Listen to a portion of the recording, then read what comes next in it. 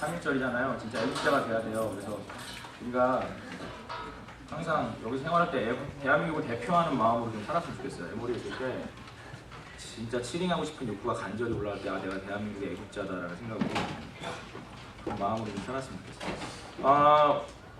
오늘은 How to Pray 세 번째입니다. 어떻게 기도할 것인가. 우리가 기도의 자세가 삶의 자세라고 했어요. 그리고 기도의 자세가 결국은 나의 삶을 결정한다고 했어요. 그래서 기도하는 방법에 대해서, 기도에 대해서 우리가 계속 배우고 있어요.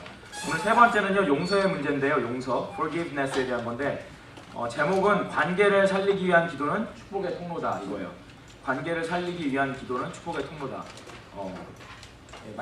관계를 살리기 위한 기도는 축복의 통로다라는 제목인데 오늘 말씀은 그래서 주기도문에서 용서에 대한 파트입니다. 우리 함께 읽어볼까요? 다 외우시죠? 다 읽어보는 사람인가요? 컸어요? 노트 시키라는 거였는데. 오케이. 자, 함께 읽어보겠습니다. 시작. 우리가 우리에게 죄 지은 자를 사하여 준 것 같이 우리의 죄를 사하여 주옵시고. 주시옵고 주옵시고. 버전에 따라서 조금씩 다르지만 그런 거 중요하지 않습니다. 오늘 용서에 대해서 배우는데요. 오늘 말씀을 보면요, 약간 오해할 수 있는 부분도 있다는 거예요. 오해. 그러니까 이 말씀을 제대로 이해해야지 이게 우리 생활에 적용이 되는데 이 말씀을 보면서 좀 오해할 수 있는 부분이 있어요. 그게 뭐냐면 이 말씀 자체로 그냥 리터럴리 이걸 보면요, 우리가 우리에게 죄 지은 사람을 용서해 준 것 같이 하나님도 우리의 죄를 용서해 주십시오 이 얘기잖아요. 그러면 어떻게 생각하면 내가 그 사람을 용서하지 않으면 하나님도 나를 용서하지 않는다는 얘기인데, 분명히 성경에서는 예수님이 나를 용서하시고 예수님이 나를 사랑하신다는 게 내가 뭘 잘해서가 아니고 내가 착한 사람이어서가 아니고 그냥 예수를 믿는 자는 누구든지 용서받고, 아무리 죄를 지은 정말 예수님 옆에서 강도짓 하다가 십자가에 달린 강도도 예수님 나를 구원하여 주십시오 그랬더니 오케이, 네가 오늘 나와 함께 낙원에 있을 것이다 이렇게 얘기하는 걸 볼 때 분명히 예수를 믿으면 구원받는 거지 내가 뭘 잘해가지고 구원받는 건 아닌데, 오늘 이 말씀을 보면 내가 누구를 forgive 해야지만 하나님이 나를 forgive 해준다는 어떤 컨디션을 하는 어떤 센텐스로 이걸 볼 수가 있잖아요. 스테이먼으로 우리가 볼 수가 있잖아요. 그러면 내가 착해져서 용서해야지 하나님 나 용서해 주시고, 내가 못돼서 용서 못하면 하나님도 내가 용서 안 해주시고, 이게 give and take지, 이게 무슨 grace야, 이게 하나님의 무슨 조건 없는 grace야, 이건 그냥 give and take지, 이렇게 생각할 수 있다는 거예요. 이게 성경 전체가 늘 말하지만 성경의 전체적인 컨텍스트를 이해 못하기 때문에 우리가 이렇게 볼 수가 있는데, 첫 번째, 여기 이 스테이먼에 이 기도에 담겨있는 기도의 자세는요, 이 복음, 가스펠, 복음에 대해서, 굿뉴스에 대해서 다른 디그리, 다른 앵글에서 본 거예요. 다른 앵글에서 이걸 본 건데, 우리는 분명히 예수 그리스도를 믿음으로 하나님과 화해해요. 믿으십니까? 네. 우리가 인간이 아무리 노력해도 여러분이 뭐 엠파이어 스테이트 빌딩 꼭대기에서 점프를 해가지고 하나님과 닿으려고 해도 여러분은 하나님과 손을 잡을 수도 없고 화해할 수가 없어요. 우리가 하나님과 화해할 수 있는 유일한 방법은 인간과 하나님 사이의 브릿지가 되신, 하나님이시지만 인간의 몸으로 오신 예수님을 믿을 때만 구원받는다는 거예요. 그건 분명한 사실이에요. 분명한 사실이에요. 하나님이 분명히, 복음이 뭡니까? 굿뉴스가 뭐예요? 하나님이 분명히 죄를 지은 우리를 처벌하시고 우리를 정죄하시고 우리를 죄인으로서 우리를 죽이셔야 하는데 자기 아들을 대신 보내셔서 하나님과 우리에게 reconciliation, 화해를 만드셨다. 이거 아닙니까? 그런데 여기서 중요한 것이 하나님께서 우리의 죽을 죄를 용서하셨어요. 그러면 그것도 모자라서 그냥 오케이, 내가 그냥 너 꼴 보기 싫지만 그냥 용서해 줄게, 이게 아니라 용서를 해주시면서 거기에다가 플러스 너는 이제 you're my son, you're my daughter, 나의 아들과, 정말 아들과 딸이야 라고 관계를 완전히 회복을 시켜주셨다는 거예요. 그러면 이것을 정말 믿는 사람이라면, 정말 하나님이 나 같은 죄인을 맨날 말해도 생각해도 항상 죄가 있는, 우리는 죄인이라서, 우리가 죄를 져서 죄인이 아니에요. 여러분, 우리는 태어날 때부터 죄인이에요. 죄인으로 태어났기 때문에 죄를 짓는 거예요. 죄를 지어서 죄인이 되는 게 아니에요. 죄인으로 태어났기 때문에 죄를 짓는 거예요. 죄의 포텐셜과 죄를 가지고 태어났기 때문에 살아가면서 그 죄가 점점 늘어나게 돼 있다고. 그런 우리를 하나님이 용서하시고 자녀로 삼아주셨다는 거예요. 근데 이거를 정말 믿는다면, 이걸 믿는 사람이라면, 이걸 정말 이 복음을 받아들인 사람이라면 다른 사람을 용서하지 않을 수 없다는 거예요. 반드시 다른 사람을 용서하고 다른 사람을 용서하기 위해서 try 한다는 거예요. 그건 무엇이냐? 내가 누군가 나에게 잘못한 사람을 내가 forgive 하는 것은 내가 하나님으로부터 용서를 받았습니다. 나도 하나님으로부터 forgiven 됐습니다. 라는 하나의 사실에 대한 proof예요. certification. 내가 하나님으로부터 용서를 받았다는 사실을 내가 확신하기 때문에 나도 남을 용서할 수 있는 거예요. 그러니까 이런 차원에서 보면 이게 복음이라는 거예요. 그래서 우리가 정말 그 용서를 받아들이고 용서를 받아들여서 그 용서를 깨닫고 와 진짜 감사하다. 나 같은 죄인을 용서해 주시다니 라는 걸 깨달을 때 우리는 다른 사람을 당연히 용서하게 해준다고요. 그렇지만 우리가 교회를 맨날 다니고 태어날 때부터 교회 다녀서 every Sunday 교회에 맨날 앉아있어도 교회에 앉아있어도 우리 가운데 다른 사람을 전혀 용서하고 싶은 마음이 조금도 없다면 우리는 하나님의 용서를 받지 못한 거란 거예요. 하나님의 용서를 리젝해버렸다는 거예요. 그래서 오늘 나온 말씀은 복음이에요. 용서를 받은 자는 용서할 수 있다는 거예요. 마태복음 18장 말씀해 보면요. 1만 달란트 빚진 사람, 뎁트가 1만 달란트고요. 달란트 빚진 사람의 어떤 패러블이 나와요. 야, 이거 화면이 잘 잘리네요. 자, 우리 어순해가면서 읽어봅시다. 자, 시작. 내가 너를 불쌍히 여김과 같이 너도 내 동료를 불쌍히 여김이 마땅하지 아니하냐고 주인이 노하여 그 빚을 다 갚도록 그를 옥졸되게 넘기니라. 너희가 각각 마음으로부터 형제를 용서하지 아니하면 나의 하늘 아버지께서도 너희에게 이와 같이 하시리라. 뭐 이렇게 결론을 내려봅시다. 저도 정확히 잘 모르겠어요. 하시리라. 네, 다 같이 동의했어요. 네. 이게 무슨 얘기냐면요. 여기 제가 전에 설교에서 얘기했어요. 1만 달란트 빚진 사람, 10,000 talent, 1만 달란트 빚진 사람과 100 디나리우스 빚진 사람에 대한 얘기예요. 근데 어떤 주인이 있었는데 어떤 그 사람에게 주인에게 어떤 서번트가 돈을 빌려갔어요. 돈을 빌렸는데 얼마를 빌렸냐면 10,000 talent. 이거는 그냥 성경에서 도저히 갚을 수 없는 돈이라는 의미로 쓴 거예요. 10,000 talent라는 것은요. 그 당시 돈으로 합치면 over 10 billion? 뭐 그 정도 돼요. over 10 billion. 그 정도 어떻게 빌렸는지 모르겠어요. 엄청난 크레딧이라고 생각해요. 그런데 어쨌든 간에 저도 그런 크레딧이 있었으면 좋겠는데 어쨌든 간에 그렇게 빌렸다는 거, 뎁트를 졌는데 도저히 갚을 수 없는 뎁트를 얘기하는 거예요. 그래서 10,000 talent라고 얘기를 한 거예요. 도저히 갚을 수 없는 뎁트. 그걸 빌렸는데 그 주인이 갚으라 그랬어요. 네 마누라도 팔고 네 자식도 팔고 옛날에는 뎁트가 많아가지고 뎁트를 갚을 수 없으면 자식과 마누라를 다 팔아야 됐어요. 노예로. 그래가지고 노예로 판 사람의 값으로 그 뎁트를 갚았거든요. 그게 다 그 당시에 아주 커먼 센스였어요. 그랬는데 네 집도 팔고 밭도 팔고 네 마누라도 팔고 애들도 팔아서 이 뎁트 다 갚어 그랬는데 정말 나는 정말 이걸 갚을 길이 없습니다. 제발 용서해 주세요. 빌었더니 그 주인이 이 서번트를 용서해 줬어요. 그래 내가 너의 이 모든 그냥 뎁트를 다 갚아주겠다. 용서해 줬어요. 용서해 줘가지고 용서받고 좋아가지고 나가고 있는데 자기한테 100 데나리온 빚진 사람이 있다는 거예요. 100 디나리오스. 100 데나리온 빚졌는데 100 데나리온도 작은 액수는 아니에요. 제가 그때 옛날에 설교를 똑같이 했는데 1 데나리온이 한 사람의 1일 하루 레이버 피예요. 그러니까 한 그냥 싸게 우리가 잡아서 뭐 $100 정도, 150, 뭐 이 정도 잡을 수 있어요. 그럼 100 데나리온은 얼마입니까? 100 데나리온은 얼마죠? 100라고 잡으면 $10,000, 그렇죠? $10,000, 그렇죠? 10,000, $10,000 정도 되죠? 10,000 나왔으니까 적은 건 아니에요. 중고 캠리 정도 살 수 있는 그렇죠? 그 정도 살 수 있는 돈이에요. 적은 돈은 아니에요.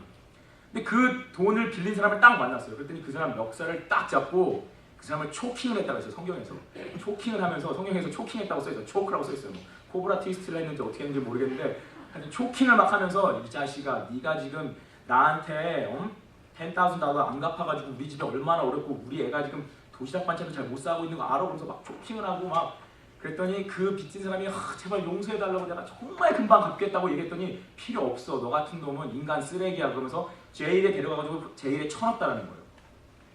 그 얘기를 주인이 들었을 때 어떻게 했겠냐 이거예요. 그 주인이 한 얘기예요. 내가 너를 불쌍히 여기같이 너도 너의 컴퍼니를 불쌍히 여기게 됐는데 너는 전혀 forgiveness라는 걸 전혀 한 번도 받지 않고 살았던 사람처럼 네 동료를 제일에 넣었지. 너도 똑같이 제일에 들어가야 돼. 왜? 너는 용서를 모르기 때문에. 너는 용서라는 걸 전혀 깨닫지 못하기 때문에. 그 얘기를 하는 거예요.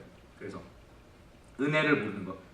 결국 뭡니까? 내가 용서하지 못했다면 그건 주인은 용서를 했어요. 주인은 그 서번트를 용서했어요. 그렇죠?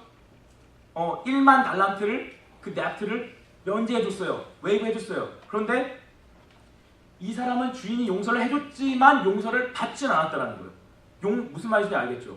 용서를 해줬지만 그 용서에 있는 조금의 그레이스도, 한 방울의 그레이스도 받지 않았다는 거예요. 내 납트는 없어졌지만 난 용서받은 건 아니야.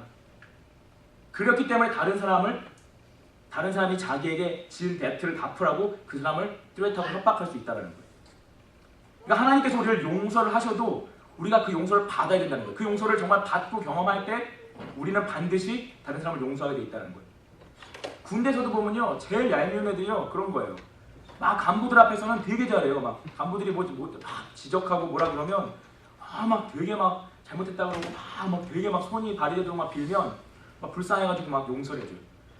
가만히 행동을 지켜보면요, 뒤에 가가지고 자기 후임들을요, 마치 자기는 조금도 잘못하지 않은 사람처럼 자기 후임이 걸레질 한번 잘못한 거 가지고 막 갈구고 욕하고 막 이런 애들이 있어요, 뒤에서. 그럼 정말 그 애를 보면 앞으로는 저놈 절대 용서해주지 말아야 되겠다, 그런 마음이 정말 든다니까요. 마찬가지로 우리가 신앙생활하면서 우리가 그리스도인이 되고 크리스찬이 된다는 건 뭡니까? 하나님으로부터 우리는 용서를 받았다는 걸 인정하는 거예요. 그게 크리스찬이 되는 거예요.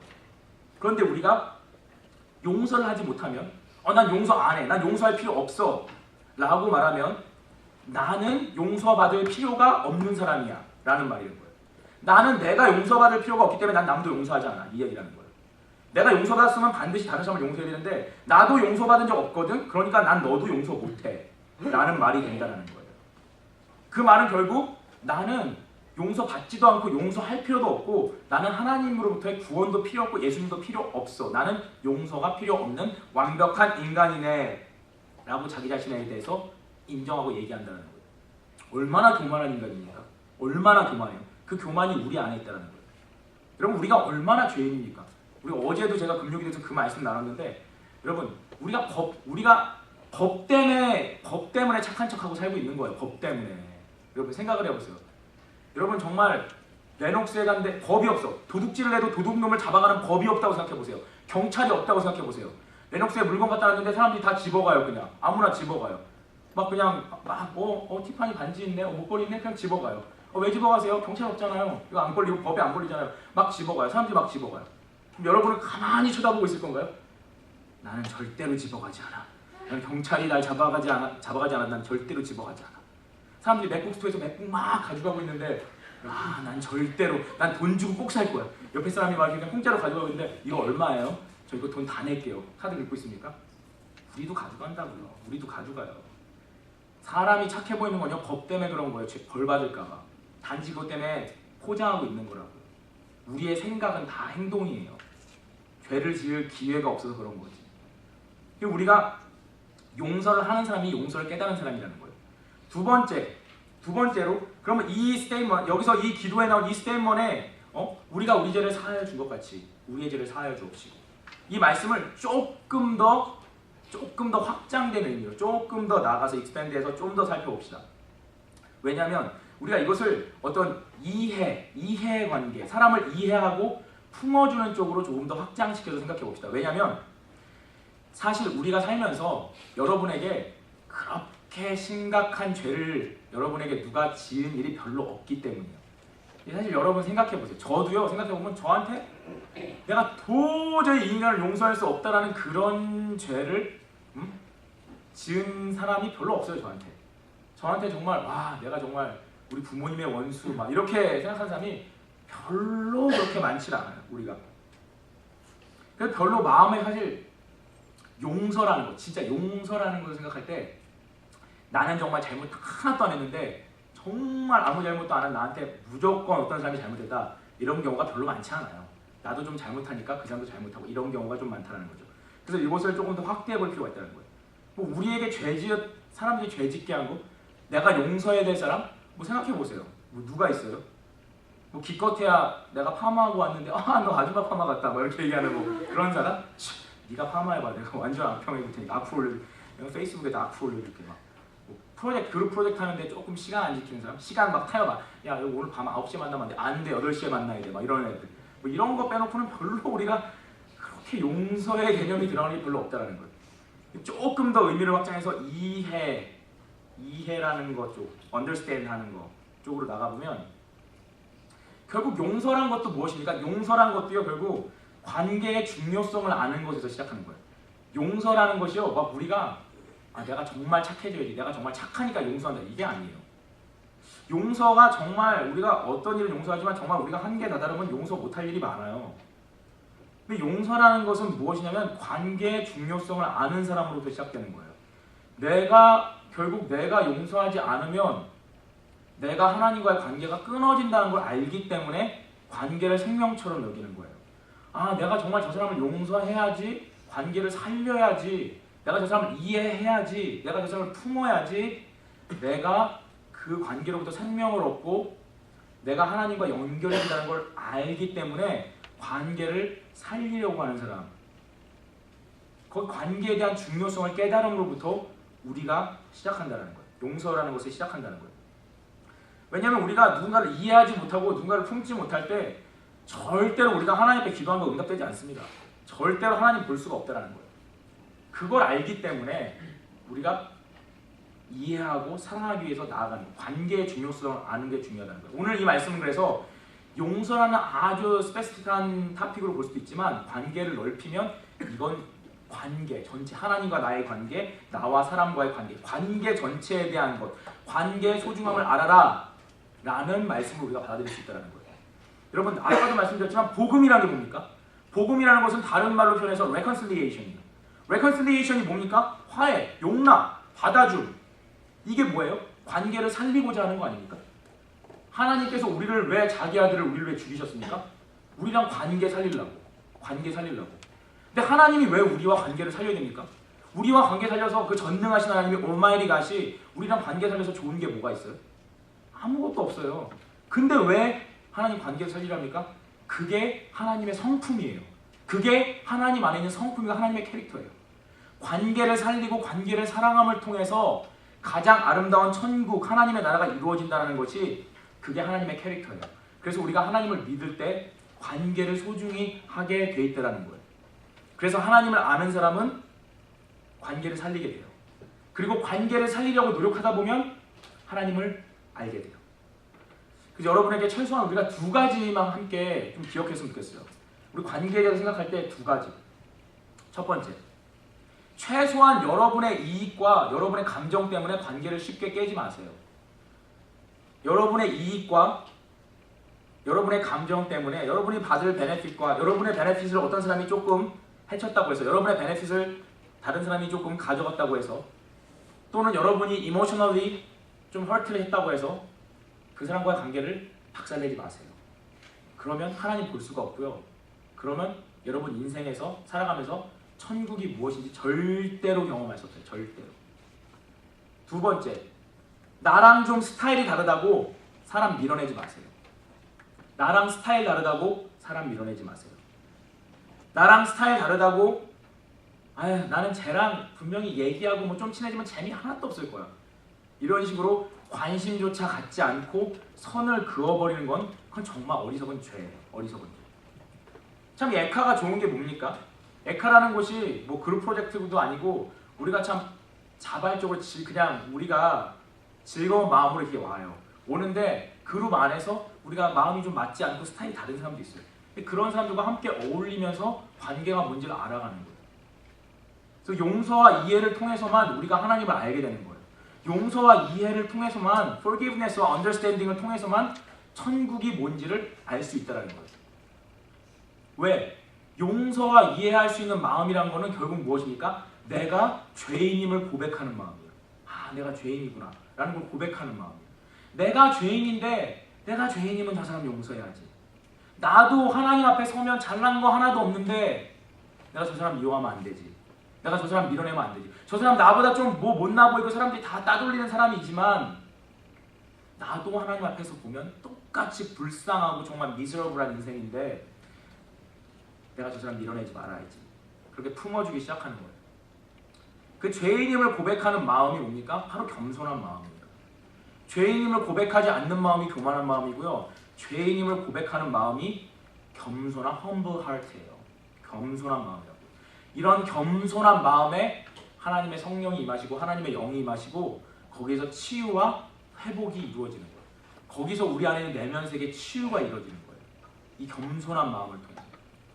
왜 우리가 다른 사람을 용서하려고 노력해야 됩니까, 여러분? 내가 치유받기 위해서요. 내가 치유받기 위해서. 많은 목사님들도 많이 얘기하시는 게 뭡니까? 우리가 누군가를 용서하기 위해서 열심히 기도해보세요. 그럼 뭘 느끼게 됩니까, 결국? 내가 죄인이라고 깨닫게 돼요. 되게 아이러니해요. 나한테 죄 지은 사람을 용서하기, 정말 용서하기 어려운, 살다가 용서하기 어려운 사람 만나게 돼요. 그냥 보고 떠났으면 좋겠는데 이게 엮이게 되는 경우가 있어요. 그런 경우에 정말 용서가 안 돼요. 저도 그런 경우가 있어요. 용서해가지고 마음으로 용서가 다 됐는데 그래, 다 털어버리자. 내가 이렇게 내 자신도 너무 괴롭고 다 털어버리자 했는데 얼굴 보면 또 괴로워요. 그 사람 얼굴 보면 또 화가 나고 끊임없이 이게 반복돼요. 너무 힘든 거예요. 그래가지고 정말 진지하게 하나님 진짜 용서하고 싶습니다. 어떻게 해야 될까요? 진짜 용서하고 싶습니다. 라고 얘기했을 때 하나님께서 너도 내 앞에서 저 사람이랑 똑같아. 저 사람이나 너나 내 앞에서 다 죄인이야. 다 sinners. 다 죄인이야. 이거 깨닫게 되는 순간 아, 나랑 저 사람이랑 차이가 없구나. 나랑 저 사람이랑 차이가 없구나. 나도 구원이 필요한 죄인이고 저 사람도 구원이 필요한 죄인이다 라는 걸 내가 알게 될 때 용서하게 되더라고요. 내가 용서하는 게 아니라 그걸 깨닫는 순간 하나님의, 내가 정말 마음이 겸손해져요. 아, 그렇군요. 나도 죄인이군요. 나도 저 사람이 나에게 상처를 입힌 것 같이 다른 사람에게 똑같이 상처를 입힐 수 있는 죄인이군요 라는 거를 내가 깨닫고 내가 죄인임을 깨달을 때 내 마음이 확 겸손해져요. 겸손해지면 그때 하나님의 성령이, 하나님의 마음이, 하나님의 하트가 우리 가운데 부어져요. 그 하나님의 하트가 우리 가운데 부어지면서 용서가 되더라고요. 내가 할 수 없는 그 용서가 되게 돼요. 여러분, 용서하고 이해하지 못하고 살면요 절대로 이거 경험 못해요. 용서하고 이해하면서 살려고 노력하지 않으면요 사람들 맨날 밀어내고, 나랑 스타일 다른 사람 밀어내고, 나한테 조금 손해보게 한 사람 계속 미워하고 뒤에서 험담하고 용서 못하고 그렇게 살면요 죽을 때까지 지옥 같은 인생을 산다는 거예요. 행복이란 건 절대로 경험할 수 없어요. 용서하지 못하기 때문에 우린 두려워하는 거예요. 우리가 어떤 새로운 직장 가고 새로운 곳에 만날 때 왜 사람들 두려워합니까? 왜 사람들을 두려워해요? 우리는 새로운 사람을 만날 때, 새로운 직장에 갈 때, 새로운 학교에 갈 때 사람 만나는 걸 두려워해요. 왜 두려워하는지 아세요? 그 사람들을 품을 마음이 없는 거예요. 그 사람들을 품을 마음이, 품고 embrace 할 마음이 없으니까 서로 헐트 주고 서로 상처 주면 어쩌나 이런 경계심만이 있기 때문에 두려움이 있는 거예요. 우리 안에 정말 용서하고 이해하려는 마음이 있고 내가 죄인이란 마음이 있고 겸손한 마음이 있으면요 우리가 누구나 품으려고요. 누구나 품으려고 하는 사람은요 사람을 두려워하지 않습니다. 사람을 두려워하잖아요. 세상에서 가장 사람 두려워하는 사람이 누군지 아세요? 조직폭력배, 깡패들. 사람 제일 두려워해요. 그 사람들이 사람 하나도 안 두려워하는 것 같죠? 아니에요. 사람 제일 두려워해요. 왜 그런지 아세요? 다 적이요. 다 적. 언제든지 자기한테 칼을 찌를 수 있는 다 적이라고 생각해요. 그러니까 맨날 사람들 기웃거리고 눈치 보고 사람들 먼저 미워하는 거예요.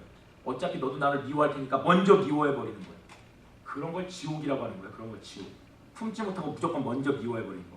그게 지옥이라는 거예요. 어디서나 두려워요. 갈등이 생길까 봐. 여러분, 사람들이 결혼에 대해서 뭐라고 합니까? 결혼을 해도 손해고 안 해도 손해다. 안 하면 혼자 사니까 쓸쓸하니까, 하고 나니까 지지고 볶고 싸워가지고 손해고. 여러분, 왜 그런 얘기를 하는 겁니까? 결혼을 해도 품을 수가 없는 거예요. 내 와이프도 내 허스밴드도 품을 수가 없는 거예요. 서로 상처받기 싫어가지고 거리만 두기 시작하는 거예요. 그게 결혼 생활입니까? 그게 사랑하는 사람입니까? 안 된다는 거예요. 이해하고 용서하지 못하니까 계속해서 두려워하는 거예요. 여러분, 말씀을 정리하겠습니다. 오늘 그래서 우리가 우리에게 죄 지은 자를 사하여 준 것 같이 우리 죄를 사하여 주시옵고 라는 이 기도는 내가 용서하고 이해하려고 노력할 때, 내가 정말 용서하고 이해하려고 노력할 때만 나는 하나님의 사랑을 경험할 수 있습니다. 그리고 내가 하나님의 사랑을 경험할 때 다른 사람을 용서할 수 있습니다 라는 신앙의 고백이라는 겁니다. 그래서 주변에 있는 사람들, 나와 관계없는 사람들도 사랑하려고 노력하고 사랑하지 못하면 계속 사랑하려고 노력하는 이 관계에 대한 스테이먼. 우리가 우리의 기도 중에서 얼마나 관계를 위해서 기도해야 되는가를 얘기하는 거예요. 우리의 기도 속에서 늘 나만을 위해서, 나 자신만을 위해서 기도하는 것이 아니라 나의 미래, 나의 가정만을 위해서 기도하는 것이 아니라 관계를 위해서 얼마나 기도하는 것이 중요한 것인가를 주님이 알려주기 위해서 이 주기도문 안에 이 스테이먼을 주님께서 넣어 놓으신 거예요. 왜? 이것이 이 관계가 축복의 통로이기 때문에. 관계를 깨서는 절대로 축복을 받을 수 없기 때문에. 여러분, 더 많이 사랑하기 위해서 기도하세요. 더 많이 사랑하고 더 이해하기 위해서 기도하세요. 여러분, 뭘 위해서 그렇게 기도하고 있습니까? 여러분이 막 기도해가지고 그 기도 제목 하나님이 다 이루어 주셔도요, 우리 하나도 행복하지 않아요. 우리 하나도 행복하지 않다고. 행복할 것 같죠? 안 행복해요. 여러분 아시잖아요. 여러분 에모리 대학교 가게 해달라고 기도했는데 됐는데 그렇게 행복하십니까? 아니잖아요. 어떤 직장 가게 해달라고 그렇게 기도했는데 그 직장 들어가면 행복합니까? 아니잖아요. 우리의 prayer request가 response 된다고 해서 우리 행복한 게 아니에요. 그럼 언제 행복하냐? 정말 관계를 위해서. 관계 살리게 해주세요. 하나님. 이해하게 해주세요. 품을 수 있게 해주세요. 미워하지 않게 해주세요. 이거 기도하다가 하나님이 나를 죄인임을 깨닫게 하시고 하나님의 마음을 부어주실 때 그때 천국과 행복과 기쁨이 우리 가운데 임하는 겁니다. 내가 죄인임을 할 때. 그래서 우리가 더 이상 누구도 미워하지 않고 누구도 더 이상 컨뎀하지 않고 그것에서 벗어난 사람, 그 사람을 자유로운 사람이라고 하는 거예요. 자기가 돈 많아가지고 요트 사고 차 마음대로 사고 페라리 사고 뭐 사고 이러면서 사는 사람이 프리한 인생입니까? 프리 라이프입니까? 내 마음대로 그냥 캐시 가지고 집을 막 사는 사람이 이렇게 프리한 거예요? 아니에요. 불쌍한 사람이라고요. 소유에 얽매여가지고 관계를 모르는 사람은 불쌍한 사람이에요.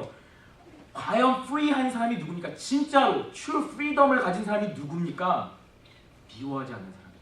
미워하지 않고 품으려고 하고 관계를 살리려고 하고 그때 미움과 정죄의 덫에서 다 벗어나서 마귀가 우리를 미워하게 해도 그 마귀의 상처가 우리에게 나지 않고 오직 우리 안에 예수님만 계셔서 정죄하고 미워하고 판단하고 싸우는 것으로부터 벗어나서 더 이상 사람을 봐도 전혀 두려워하지 않는 사람, 이 사람을 자유한 사람이라고 합니다.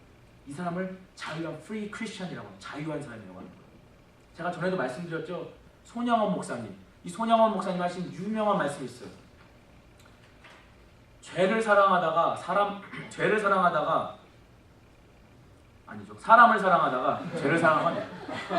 사랑하다가 죄까지 사랑하지 말고 죄를 미워하다가 사람 미워하지 마라 이 말씀하셨어요. 죄를 미워하다가 사람 미워하지 말고 사람을 사랑하다가 죄까지 사랑하지 마라 이 말씀하셨어요. 이분이 어떤 분이냐면 6.25 때 공산당이 쳐들어와가지고 공산당 앞잡이가 자기 아들을 무참하게 죽였어요. 두드려 패가지고 몽둥이로 패가지고 죽였어요. 그 다음에 국군이 올라왔어요. 국군이 올라와가지고 그 공산당 주동자를 잡았어요. 그래가지고 이 주동자가 당신 아들 죽인 사람 맞습니까? 우리가 처형하겠습니다. 그때 손양원 목사님께서 아닙니다. 제가 이 사람을 키워서 이 사람을 하나님의 자녀로 만들겠습니다. 그 사람을 자기 아들로 얻어했어요. 자기 아들을 죽인 그 사람을 자기 아들로 얻어했어요. 그 사랑에 감격해가지고 그 공산당 주동자가 정말 하나님 앞에 변화되고 변화받아서 목사님이 돼가지고 수많은 사람을 회개시키는 목사님으로 변화되고 정말 존경받는 목사님으로 변화됐어요. 이런 일이 일어날 수 있다는 거예요. 왜? 관계를 소중히 여기는 사람은 어떤 사람입니까? 하나님의 사람이라는 거예요. 손양원 목사님이 관계를 사랑하고 그 관계마저 살리려고 했기 때문에 거기에서 마귀가 한 일 속에서도 마귀가 만들어 놓은 디자스터 속에서도 하나님이 만들어 놓으신 하나님이 만드시는 사랑의 꽃이 핀다라는 거예요. 여러분 삶 가운데 관계가 망가져가지고 힘든 사람 있습니까?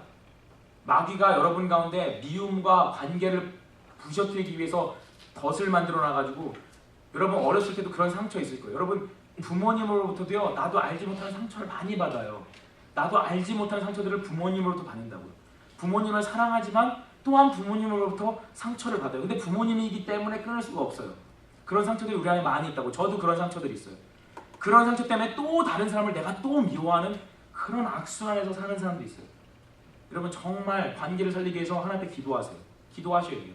기도하고 여러분이 죄인이라는 걸 깨달아야 돼요. 그러면 여러분 안에 새로운 하나님의 사랑과 그런 복음의 꽃이 천국의 꽃이 여러분 마음 가운데 필 줄 믿습니다. 기도하겠습니다. 하나님, 우리가 오늘 또 무엇을 위해 기도해야 될지 세 번째 시간을 가졌습니다. 하나님, 우리가 늘 나의 명예, 소유, 출세를 위해서 기도할 때 하나님 그것들은 우리를 행복하게 못합니다. 그러나 우리를 정말 행복하게 할 수 있는 것이 있는데 우리가 예수님을 믿기 때문에 그 관계를 위해서 열심히 기도하고 관계를 살리기 위해서 다른 사람을 품기 위해서 애쓰며 기도할 때 주님 우리가 죄인임을 깨닫고 그때 하나님의 사랑과 하나님의 축복이 우리 가운데 임하게 됩니다. 하나님 관계의 소중함을 알게 하여 주시옵소서. 관계에서